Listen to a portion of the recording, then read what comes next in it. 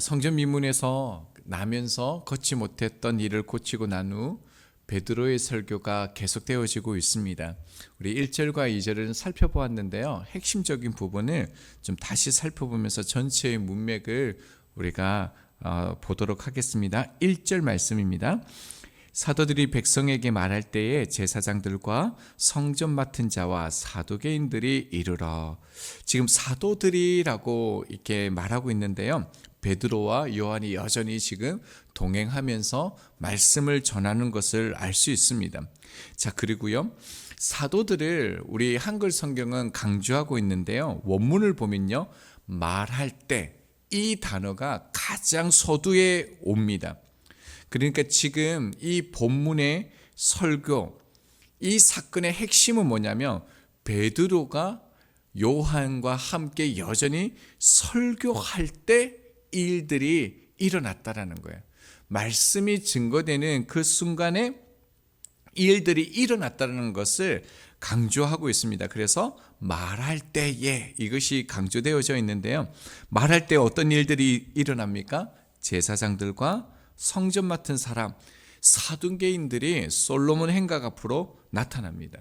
이 사람들은 유대교 최고 의결 기구인 산헤드린 공회원들을 상징하죠.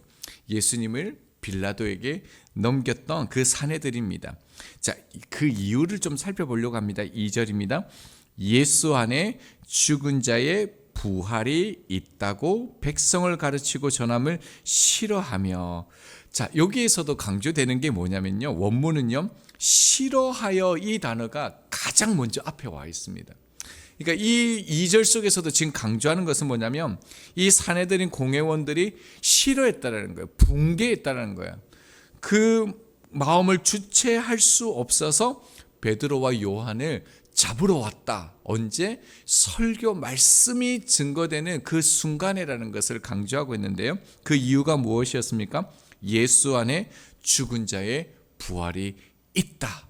이것을 가르쳤기 때문에 그들이 싫어했다라는 것입니다. 자, 3절 말씀 봅니다. 그들을 잡음에 날이 이미 저물었으므로 이튿날까지 가두었으나, 자, 사도들을 현장에서 붙잡아 가두었습니다. 앞서 우리가 보았던 것처럼 사도들이 제9시, 우리나라 시간으로 오후 3시에 이제 성전에 기도하러 갔었죠. 그때 나면서 걷지 못했던 일을 치유했는데요.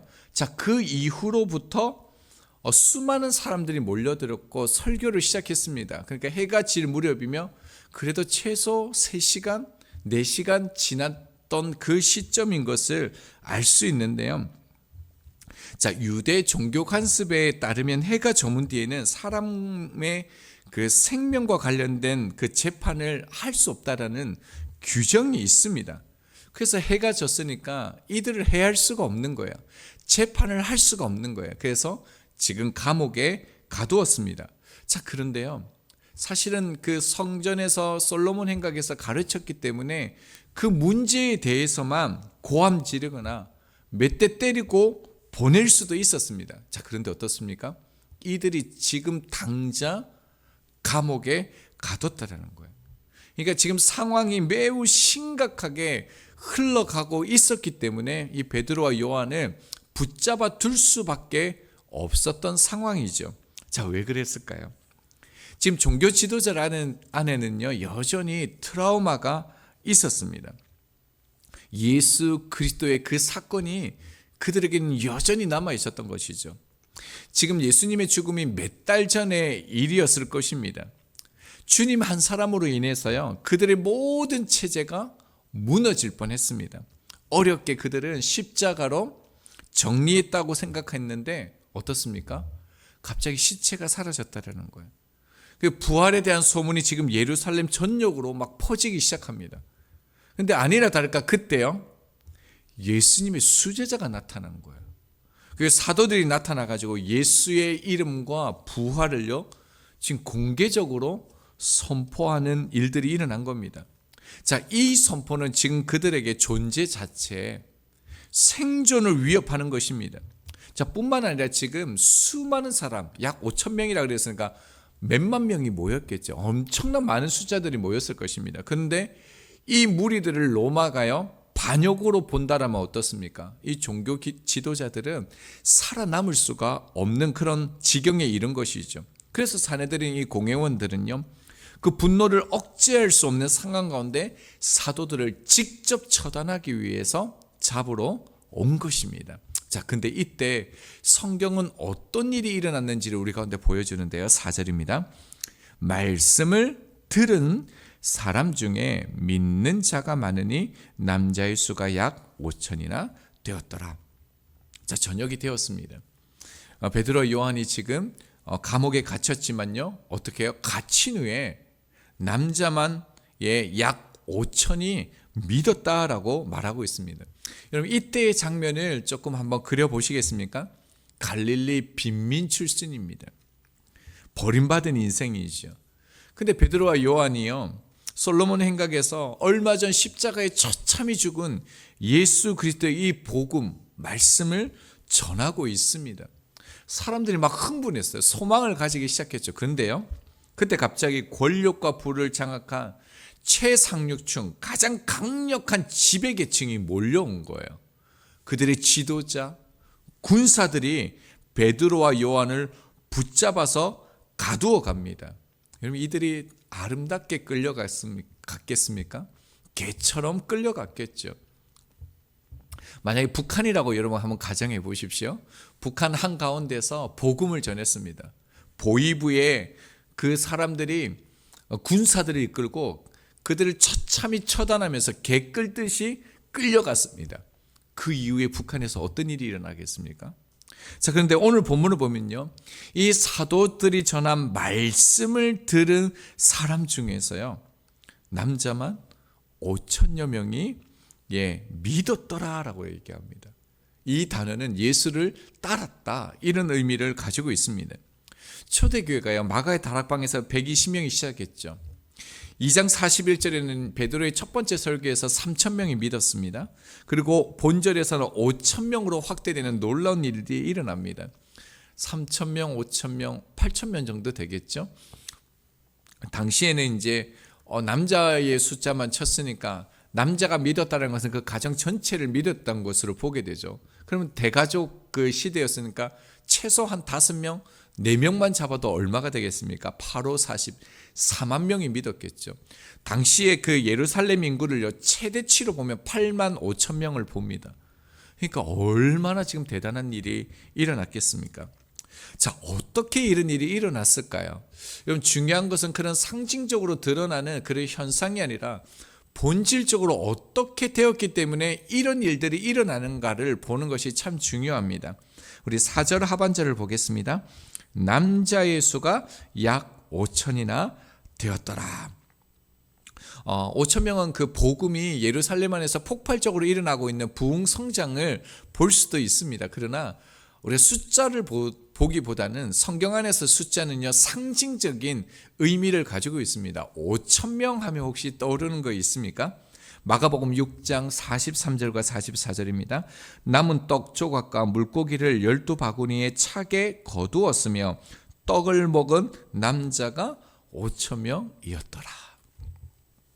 주님께서 광야에서 수많은 사람들이 모였을 때 떡 5개와 물고기 2마리로 남자만 5천 명을 먹이는 사건이 있었습니다. 중요한 것은 5천 명을 먹였다 이게 아니라요, 주님께서 오병이어 사건 이후에 자신을 가리켜 뭐라고 얘기합니까? 하늘에서 내려온 산떡이다 라고 자신을 소개했습니다. 그러면서 예수님께 나오는 자는요, 결코 줄이지 않는다. 나를 믿는 자는 영원히 목마르지 않고 영생을 얻게 될 것이다. 자신은 곧 생명의 떡임을 분명히 밝히고 있습니다. 자, 이 상징적인 숫자가 5천 명이었죠. 자, 그런데 오늘 사도들이 말씀을 전할 때에 5천 명이 믿고 주님을 따르는 일들이 일어나게 되어집니다.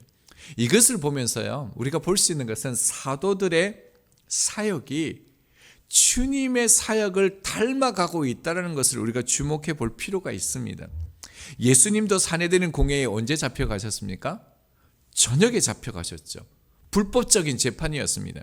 그런데 제자들도 지금 이 불법적인 재판에 지금 사도들이 끌려가서 감옥에 갇혀져 있습니다. 자, 그뿐만 아니라 7절 하반절을 보면요, 너희가 무슨 권세와 누구의 이름으로 이 일을 행하느냐, 이렇게 질문하는데, 이 질문은 또 어디서 우리가 볼 수 있습니까?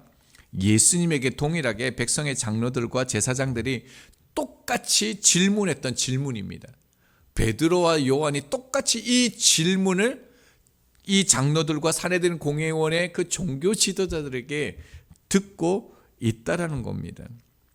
여러분, 무엇을 알 수 있습니까? 제자들은요, 말씀을 전했습니다.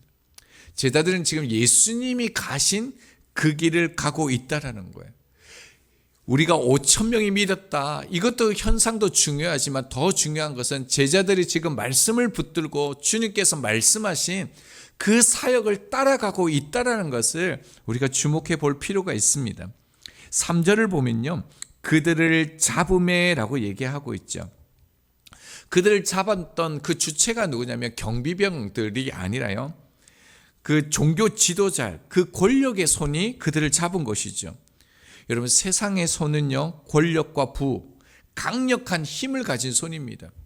무엇이든 마음만 먹으면 해내는 그런 강력한 손이죠. 근데 주님께서 이렇게 말씀하셨습니다. 누가복음 21장 12절입니다. 이 모든 일 전에 내 이름으로 말미암아 너희에게 손을 대며 박해하며 회당과 옥에 넘겨주며 임금들과 집권자들 앞에 끌려가려니와 라고 얘기했습니다.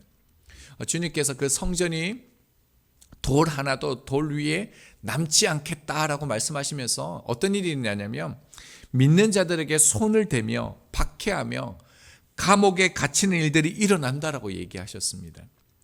여기에서 손을 대어, 이 단어가요, 본문의 잡음에라는 단어와 똑같은 단어입니다. 그러니까 제자들이 주님의 말씀을 듣고 여전히 주님의 길로 말씀을 전했을 때에 그들이요, 주님께서 말씀하신 그 일들이 일어나는 것을 지금 경험하고 있는 거죠. 주님의 말씀의 성취였습니다. 4절 말씀 다시 한번 보면요, 말씀을 들은 사람 중에 믿는 자가 많으니. 그러나 여러분, 어떻습니까? 어떤 자리라도 말씀이 선포되는 곳은 반드시 살아난다라는 겁니다. 1절 말씀을 다시 보면 사도들과 백성들, 그리고 종교 지도자들을요, 분리하고 있는 것을 볼 수 있습니다. 그리고 4절 또한요, 종교 지도자들과 달리 말씀을 들은 사람들을 언급하고 있습니다. 말씀 앞에 상반된 반응을 대조적으로 보여주고 있는 것을 문맥을 통해서 우리가 볼 수 있는데요. 여러분, 종교 지도자들은 어떤 자들입니까? 성전을 압니다. 율법에 정통하고요, 하나님 말씀에 가장 가까운 곳에 있었지만 이들은 말씀을 거부한 사람들입니다. 자, 그런데 백성들은 지금 어떻습니까? 그들에게 종교적 권위도 없습니다. 역할도 없습니다. 그들에게 율법도 없고 신학도 없습니다. 근데 이들은요, 오히려 위협 가운데 말씀 앞에 길을 열고 마음을 열며 말씀을 받고 있다라는 겁니다. 그 주님의 말씀을 받은 그대로 그 주님의 길 위에 그들이 가고 있다라는 것이죠. 여러분, 저희도 이 진리의 말씀을 이미 잘 알고 있습니다. 말씀의 능력이 있다라는 걸 저희도 알고 있습니다. 다만 문제는요, 이 주신 말씀을 끝까지 붙들고 가느냐 하는 것입니다. 로마서를 아직 저는 이렇게 강해를 해보지 않았는데, 로마서를 성경 중에 성경이라고 합니다.